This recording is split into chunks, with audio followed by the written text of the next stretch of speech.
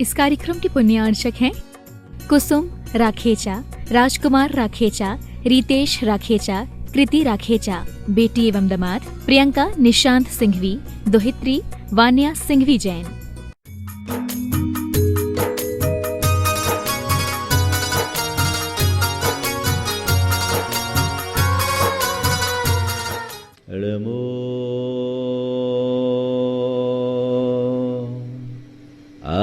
अरिहन्ताणं नमो अरिहन्ताणं नमो सिद्धाणं नमो सिद्धाणं नमो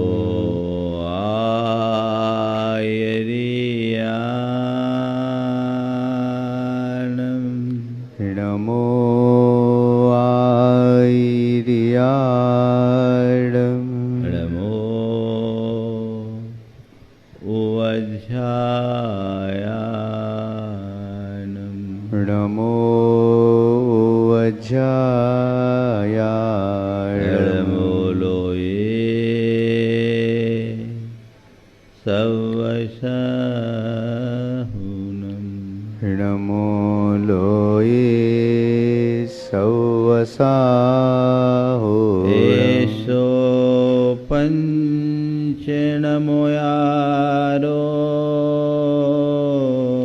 एषो पञ्चनमोयारो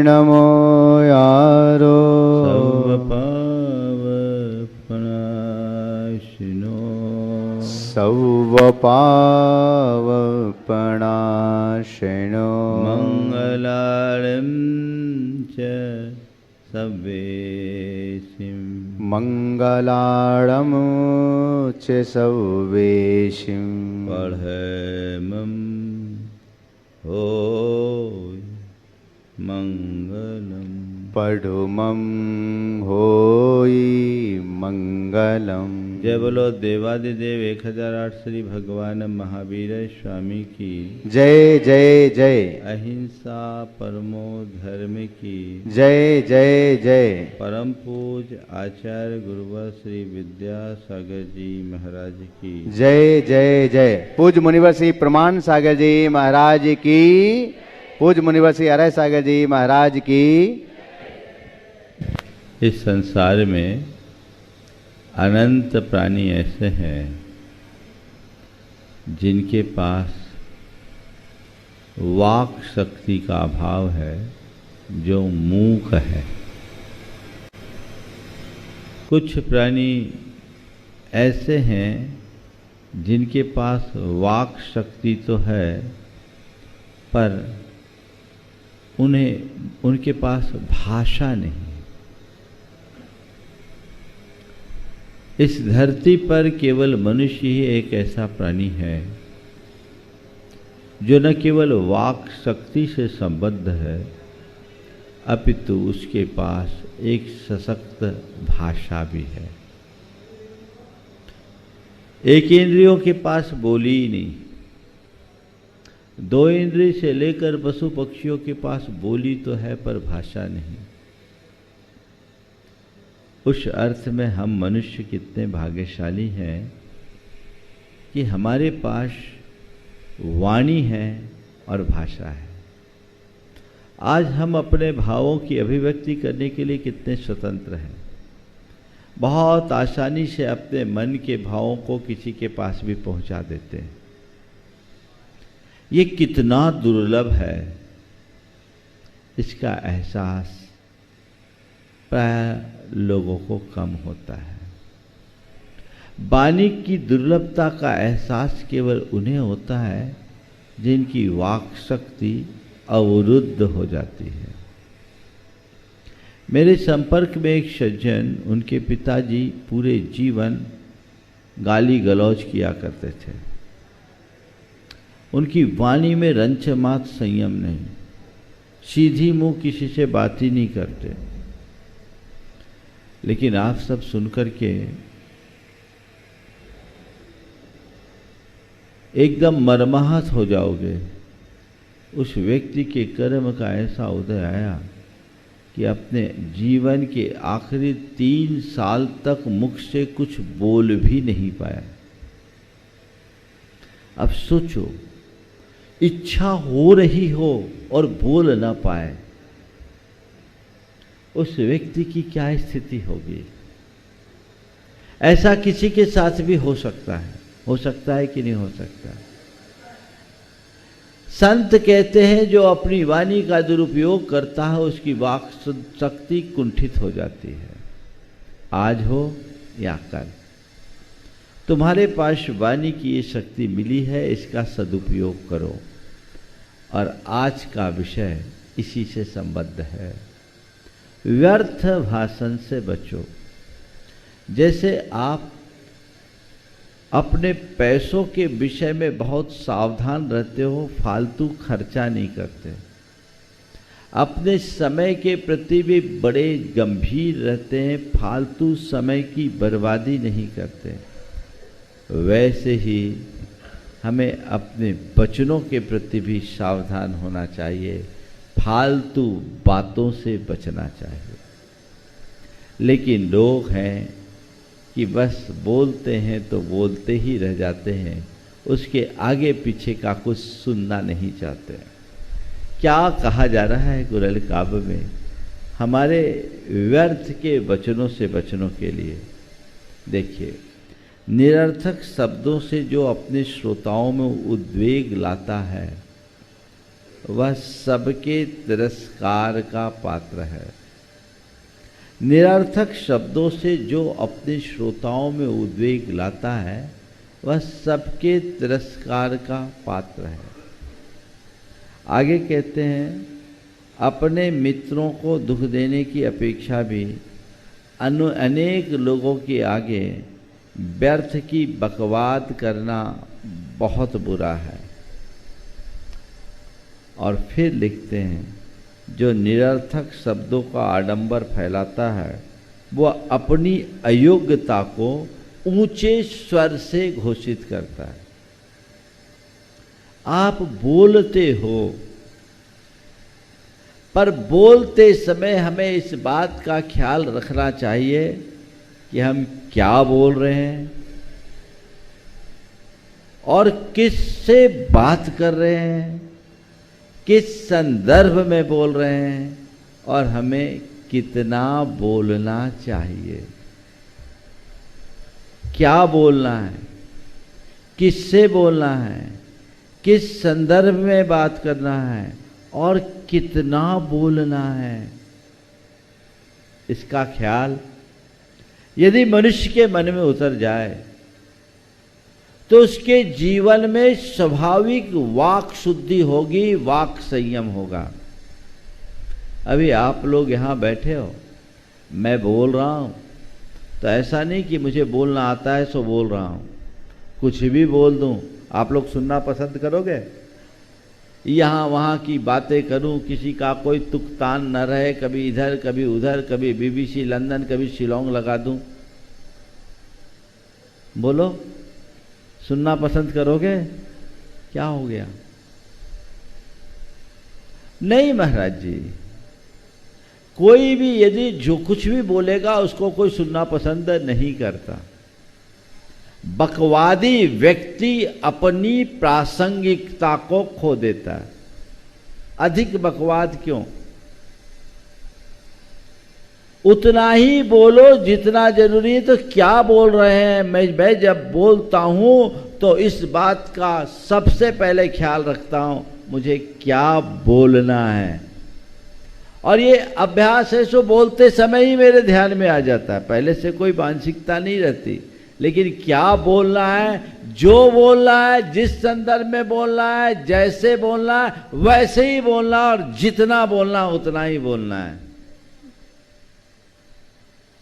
अगर इन बातों का ख्याल न रखूं तो आप लोगों के ऊपर कोई असर पड़ेगा? पड़ेगा क्या? तो जब मेरे वचनों का आप पर असर नहीं पड़ेगा तो आपके व्यर्थ वचनों का दूसरों पर क्या असर पड़ेगा? असर तो पड़ेगा। पर उल्टा असर पड़ेगा। क्या? उल्टा असर पड़ेगा। क्या बात कह रहे हैं कि जो निरर्थक शब्दों का आडंबर फैलाता है वो अपनी ऊंचे स्वर में अपनी योग्यता को अयोग्यता को प्रकट करता है।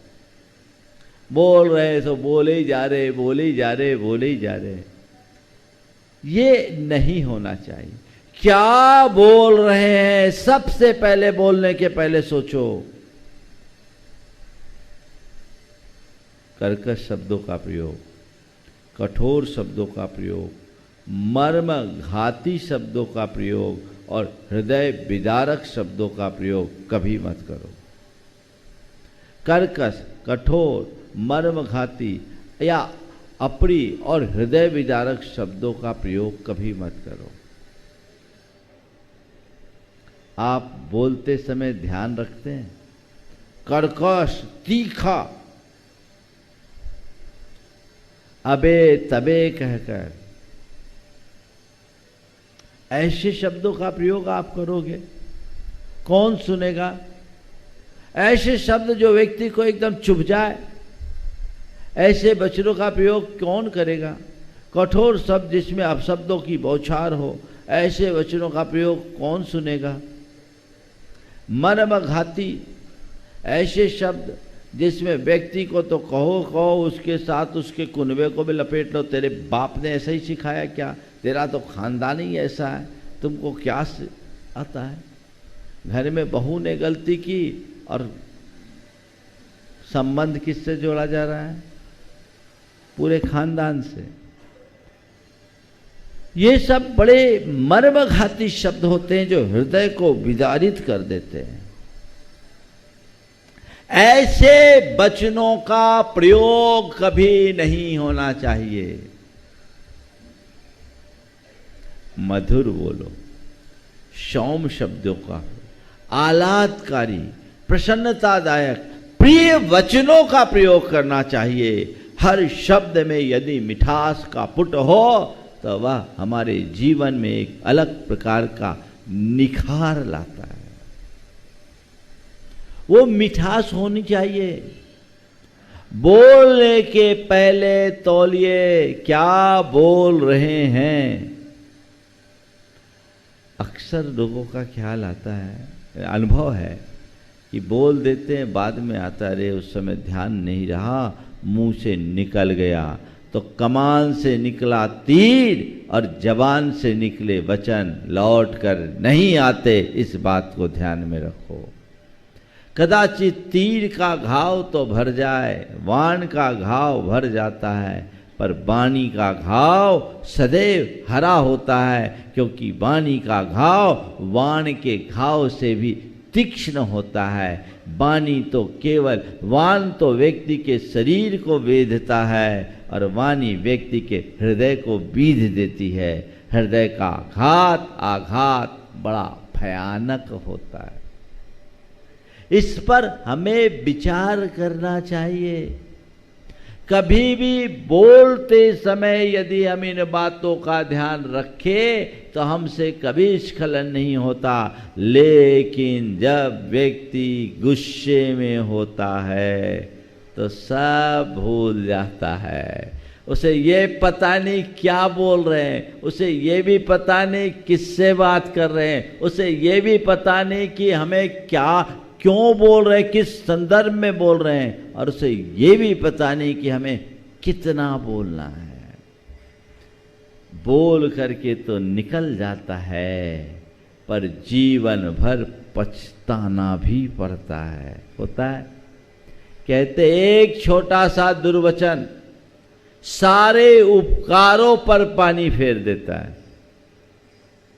एक छोटा सा दुर्वचन सारे उपकारों पर पानी फेर देता। आप किसी के यहाँ गए, उसने आपका आत्मीय स्वागत किया, बहुत अच्छा आतिथ्य किया, खूब बढ़िया भोजन पानी कराया, और आप उसके व्यवहार से अभिभूत होकर उसकी प्रशंसा करने लगे, उसे धन्यवाद और देते हुए आभार प्रकट करने लगे। बोले क्या बताऊं, आपके इस आत्मीय आतिथ्य से मैं अभिभूत हूँ। आपने जैसा स्वागत किया वैसा कोई किसी का नहीं कर सकता। और भोजन की क्या बात बताऊँ, आपने जो भोजन कराया वैसा तो मैं आज तक नहीं किया। आपने जैसा भोजन कराया वैसा भोजन तो मैंने आज तक नहीं किया। तू क्या, तेरा बाप भी नहीं किया होगा। अब बोलो क्या हुआ, अब क्या होगा? बोलो आग लगेगी कि नहीं? व्यक्ति वही, व्यवस्थाएं वही, सब कुछ वही, लेकिन एक वाक्य ने पूरा खेल बदल दिया, है ना? तो क्या है, क्या बोल रहे हैं इसका ख्याल रखिए। हमेशा इस बात को ध्यान में रखना है, हम क्या बोल रहे हैं। बोलने में संयम, किससे बोल रहे ये होश, विवेक हो। मैं आपसे पूछता हूं, आप आम जनों से जैसी बात करते हैं वैसी बात हमसे करना पसंद करते हो क्या? क्यों नहीं? बोली वही, व्यक्ति वही, पर भाषा में परिवर्तन क्यों? क्यों? इसलिए कि आपके अंदर विवेक है कि गुरु के समक्ष हमें कैसा बोलना चाहिए। और जिस व्यक्ति का ये विवेक खो जाए वो होश हवास गंवा देगा, गुस्से में आएगा, कहो गुरु के सामने भी वो बोल दे जो नहीं बोलना। तो मतलब क्या है? यदि विवेक है तभी वचनों में संयम होगा। विवेक आवेग को नियंत्रित करता है। विवेक जगा के रखो, क्या बोलना है, किससे बोल रहे इसका ख्याल रखो। जब सामने वाले की गौरव, गरिमा और महत्ता का आभास होता है, हमारा व्यवहार उसके प्रति बदल जाता है। तो संत कहते हैं हर व्यक्ति के गौरव का ख्याल रखो, हर व्यक्ति की गरिमा का ध्यान रखो, हर व्यक्ति के महत्व को पहचानो, चाहे वो साधारण व्यक्ति भी क्यों ना हो, तुम्हारे घर का सेवक हो या तुम्हारे घर के पिता, कोई भी व्यक्ति हो, हर व्यक्ति का अपना महत्व है। बोलते समय हमें उसके दिल को दुखाने वाले वचनों का प्रयोग कभी नहीं करना चाहिए। इतनी सावधानी रखो तो जीवन बदल जाएगा। बदलेगा कि नहीं बदलेगा? रखते हो? क्या बोल रहे इसका ख्याल नहीं, किसे बोल रहे इसका तो थोड़ा बहुत ख्याल रहता है। जब सामने वाला अपने से भारी दिखता है तो हमारी भाषा में विनम्रता आ जाती है।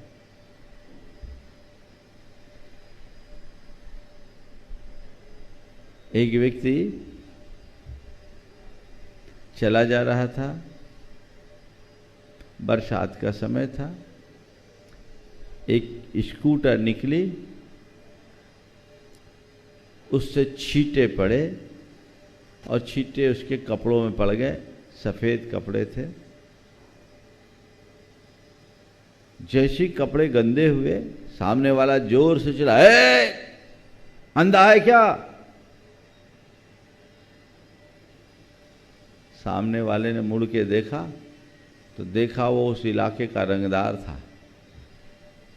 जैसे ही सामने वाला मुड़ा, देखा सामने वाला उस इलाके का रंगदार था। क्या बोलता है? बोले कुछ नहीं, पूछ रहा हूं आपको लगी तो नहीं। अब क्या हो गया है? सामने वाले को देख के हवा खिसक गई, भाषा बदल गई। यदि व्यक्ति इतनी सी सावधानी रखे तो अपने बोली पर अंकुश रख सकता है, अपनी भाषा में बदलाव ला सकता है। हर व्यक्ति का महत्व समझिए और उस अनुरूप काम कीजिए। क्या बोलना, किसे बोलना, किस संदर्भ में बोल रहे हैं, वचनों से ज़्यादा महत्वपूर्ण वचनों से जुड़े संदर्भ होते हैं। हम किस संदर्भ में बोल रहे हैं, हमें इस बात का ख्याल रखना चाहिए।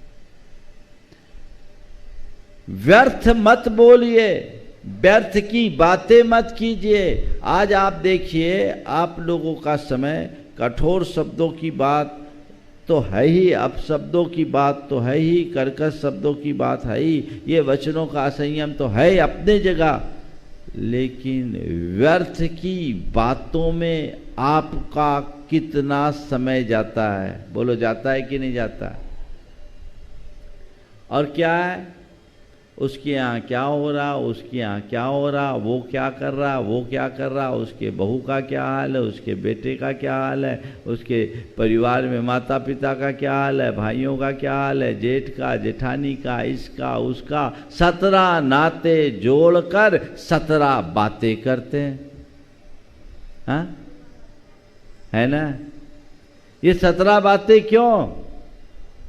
क्या लेना और देना? ये व्यर्थ की ही तो बात है। तो व्यर्थ के बातों से बचो। और इसमें होता क्या है? कोई सार्थक बात होती है, कोई काम की बात होती है, या सार ही निरर्थक बातें? कौन सी बात होती है?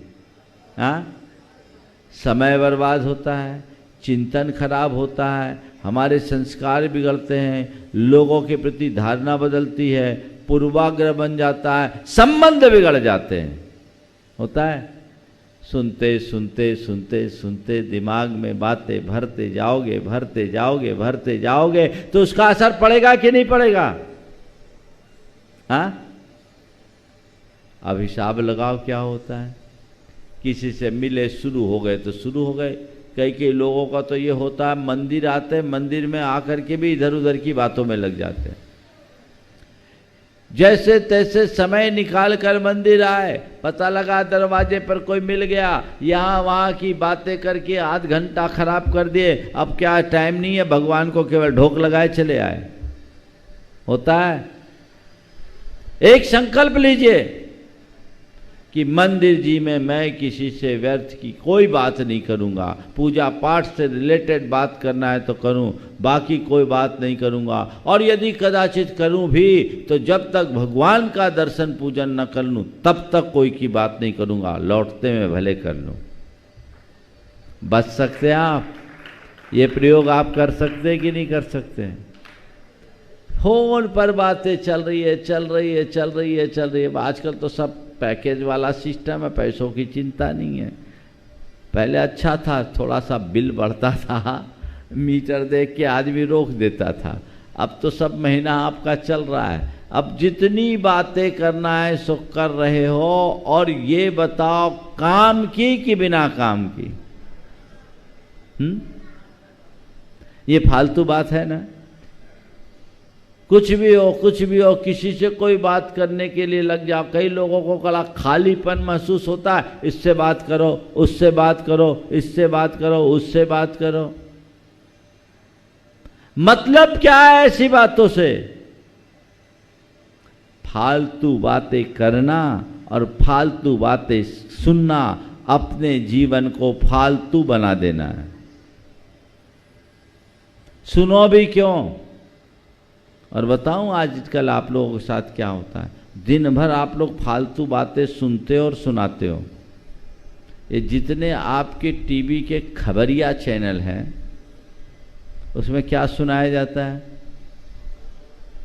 और किसी मुद्दे पर अगर बहस करने के लिए 4-6 को बिठाल दे तो वो क्या करते हैं? हाँ, वो एक दूसरे से लड़ते झगड़ते और आप उसको सुनकर अपना समय बर्बाद करते। उसका कोई सार है? वो तो प्रोफेशनल है, उनका काम है बैठना टीवी चैनल पर अपने विचार प्रकट करना, उनको उसके पैसे भी मिलते होंगे। तुमको क्या मिलेगा? तुम्हें क्या मिलेगा? तुम्हारे समय की बर्बादी, तुम्हारे संस्कारों की क्षति है कि नहीं है? बोलो। कोई भी मुद्दा आया, उसमें बहस चालू हुई, तुम चिपक के बैठ जाते हो, छोड़ते ही नहीं। बोलो, सही बोल रहा हूं कि नहीं? उतने कीमती समय के खराब करने से क्या मतलब? अरे कोई ऐसा मुद्दा है, ये बहस कर रहे, उससे क्या होगा? तुम उन चीज़ों को अपने विवेक से समझो और विवेक से समझकर अपना ओपिनियन बनाओ, ये तो समझ में आता है। और ज़्यादा अगर उस विषय में कुछ जानना चाहते हो तो जो उसके विशेषज्ञ हैं उनकी राय को सीधे समझ लो। इन लोगों की बहस में बैठने से क्या मतलब, क्योंकि वो तो जो कुछ भी बोलते हैं वो अपने पूर्वाग्रह के साथ बोलते हैं, क्योंकि हर किसी का अपना पॉलिटिकल एजेंडा होता है, वो उस पर ही काम करते हैं। तुम्हें तो पहले से तय करके चलना चाहिए कि वो जिस पार्टी से संबद्ध है वो उसके ही पक्ष की बात करेगा। वो क्या बात करेगा, उस बहस से क्या सार। अगर लोग इतना विवेक का इस्तेमाल कर ले तो ये दिमाग चाटू प्रोग्राम कभी किसी को थोपे ही नहीं जाएंगे। पर क्या पता आप लोगों को भी चाटने और चटवाने में ज़्यादा आनंद आता है। या तो चाटते हो या अपना चटवाते हो। क्यों? अपनी बुद्धि को निखारो, उतने समय का सदुपयोग करो, कोई अच्छे कार्य में करो, कुछ अच्छा पढ़ो, कुछ अच्छा लिखो, कुछ अच्छा सुनो, जिससे तुम अपने आप को अच्छा बना सको। व्यर्थ की बातों में कभी काम नहीं करना चाहिए। और बहुत अच्छी बात लिखी, यदि व्यर्थ की बकवास अच्छे लोग भी करने लगे तो वे भी अपने मान और सम्मान को खो बैठेंगे। यदि व्यर्थ की बकवास अच्छे लोग भी करने लगे तो वे भी अपने मान और सम्मान को खो बैठेंगे। दूर मत जाओ। आज आप लोग मुझे इतना मान देते हो, अगर मैं ही उल्टी सीधी बातें करना लगूं तो फटकोगे क्या? कहोगे पता नहीं महाराज को क्या हो गया, लगता है कि कुछ खिसक गया है। बोलोगे कि नहीं बोलोगे? कदाचित न बोल पाओ सामने तो भी दिमाग में तो ये धारणा बना लोगे। क्यों? इसी तरह जो व्यक्ति अनावश्यक बात करता है उसका जीवन अप्रासंगिक हो जाता है। उतना ही बोलिए जितना आवश्यक है, जितना अपेक्षित है, और जो बोलिए सार्थक बोलिए, सरस बोलिए, निरर्थक और कटुक वचनों के प्रयोग से मुक्त रहिए। जो ज्यादा बोलता उसका कोई असर नहीं पड़ता, और जो कम बोलता है उसकी वजन में, बातों में अपने आप वजन रहता है कि नहीं रहता? हाँ, तो अब बोलो क्या करना है? वजनदार बनना चाहते हो या अपना वजन मिटाना? शरीर का वजन तो तुम चाहे जितना बढ़ा लो, पर शरीर का वजन आजकल कोई बढ़ाना भी नहीं चाहता। अपने अंदर का, अपने व्यक्तित्व का वजन बढ़ाना चाहते हो तो गांभीर्य को लाओ अपने जीवन में, तब कहीं जाकर आप अपने जीवन में आगे बढ़ सकेंगे। क्या बात कही आगे? जिसे निरर्थक बातों के करने की अभिरुचि है उसे मनुष्य ही नहीं मानना चाहिए। कदाचित उससे भी कोई काम आ पड़े तो समझदार आदमी उससे कचरे के समान ही काम ले ले। क्या बात लिखी है? मैं दोहरा रहा हूं, जिसे निरर्थक बातों के करने की अभिरुचि है उसे मनुष्य ही नहीं मानना चाहिए। कदाचित उससे भी कोई काम आ पड़े तो समझदार आदमी उससे कचरे के समान ही काम ले ले। यानी कचरा है, कोई काम का नहीं, किसी अर्थ का नहीं। हम क्यों ऐसे व्यक्ति के चक्कर में पड़े? हम क्यों ऐसे व्यक्ति से संपर्क करें? हम व्यर्थ की बकवाद में अपने आप को क्यों उलझाएं? ऐसी सावधानी यदि अपने मन में जग जाए, ठीक है। और आप लोग बोलते नहीं, कचरा शब्द बहुत अच्छा है। कई लोग जो फालतू बोलते हैं ना, तो क्या बोलते हैं? फालतू कचर कचर करता है। बोलते कि नहीं करते? ये कचर कचर कचरा उसी से बना है जिसके बातों में कोई सार नहीं, उसका जीवन बेकार है। हम कचरा किसको मानते हैं? जिसमें कोई सार नहीं होता, वेस्ट हो गया, उसे आपने कचरा बना दिया। जिसके वचनों में भी सार नहीं, वो भी कचरे के समान है। तो ऐसे फालतू बातें दिमाग में मत भरो। कहते दिमागी कचरा, क्या बोलते हैं? दिमागी कचरा। तो जिसके दिमाग में कचरा भरा रहता है वो कचरा ही भरता है। तो कहा जाता है न दिमाग में कचरा भरो, न दिमाग से कचरा किसी और को दो। अगर कोई इधर उधर की बातें बोलता है तो अपने दिमाग में उसको कचरा मान करके दूर रखो। और कभी किसी से बात करो तो कचरा फैलाने का काम मत करो, स्वच्छता बढ़ाने का काम करो, जिससे उसके मन की प्रसन्नता बनी रहे और वो अपने जीवन को अच्छा बना सके। ये प्रयास करना चाहिए। और फिर आगे कहते हैं, यदि समझदार को योग्य मालूम पड़े तो मुख से कठोर शब्द कह ले, क्योंकि वह निरर्थक भाषण से कहीं अच्छा है। कठोर शब्द से भी ज्यादा बुरा निरर्थक शब्द है। कठोर कह दिया चलेगा, पर बिना मतलब की बातें, कई लोग हैं जो बोलना शुरू होते हैं तो बस बोलते ही जाते, बोलते ही जाते, बोलते ही जाते, बोलते ही जाते, उनका हिसाब किताब ही नहीं रहता। ऐसे आदमी के पास कोई फटकना भी पसंद नहीं करता। भैया ये अभी पकड़ लेगा तो छोड़ेगा ही नहीं, होता है। अरे सुनो तो, सुनो तो, सुनो तो। आप देखिएगा जितने बड़े लोग होते हैं वो, उनसे जब आप बात करो तो वो उतनी ही बात करना पसंद करेंगे जितना आवश्यक है और अपेक्षित है, क्योंकि उनको काम से काम है। बिना मतलब की बातें वो नहीं करेंगे। आप अगर उनसे फ़ोन में भी कॉल करोगे तो इधर उधर की बातें नहीं, सीधे टू द पॉइंट बात किए, काम खत्म। और दूसरे तरह के लोग, हाँ तो पहले तो भूमिका में ही समय निकाल लेंगे। अरे यार सुनो तो, और सुने तो, सुनो तो, सुनो तो, और क्या सुने? मतलब की बात करो, बात खत्म, और भी तो काम है। व्यर्थ संभाषण से बचना, सार्थक बोलने का भाव जगाना, तो अपने जीवन में आगे बढ़ जाएगा। और उसी को हमें ध्यान में रखना है। कदाचित कठोर शब्द मुख से निकल जाए, पर व्यर्थ वचनों का प्रयोग जीवन में कभी ना हो, ये सावधानी हम सबको रखना चाहिए। और अंत में ये कह रहे हैं, मुख से निकालने योग शब्दों का ही तू उच्चारण कर, परंतु निरर्थक अर्थात निष्फल शब्द मुख से मत निकाल। बस ये कमांड अपने दिमाग में बैठा लीजिए कि आज से मैं ये तय करूंगा, वैसे ही वचनों का प्रयोग करूंगा जो प्रयोजनी है, सार्थक है।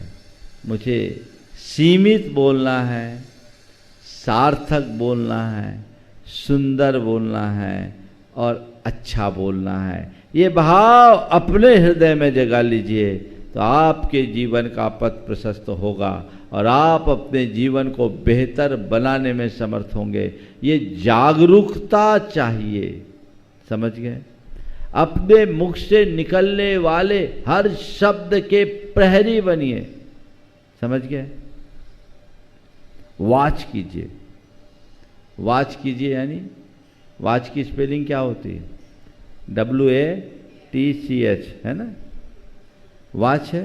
वॉच का मतलब क्या? Watch your word, watch your action, watch your thoughts, watch your character और वॉच योर हैबिट्स। अपने मुख से निकलने वाले हर शब्द पर नियंत्रण करो, क्योंकि तुम्हारे शब्द तुम्हारे एक्शन में परिवर्तित हो सकते हो।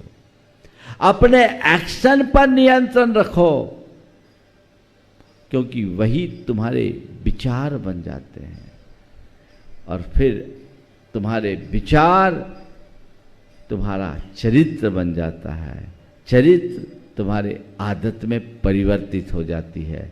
इसलिए हर शब्द पर नियंत्रण रखें, और कभी मुख से ऐसा कुछ अनर्गल निकल जाए तो अपनी निंदा गढ़ा करके उससे बचने के लिए संकल्पित हो जाए, जिससे हमारा जीवन अच्छा बन सके। समय आप सबका हो गया, यहीं पर विराम। बोलिए परम पूज्य आचार्य गुरुवर श्री विद्यासागर जी महाराज।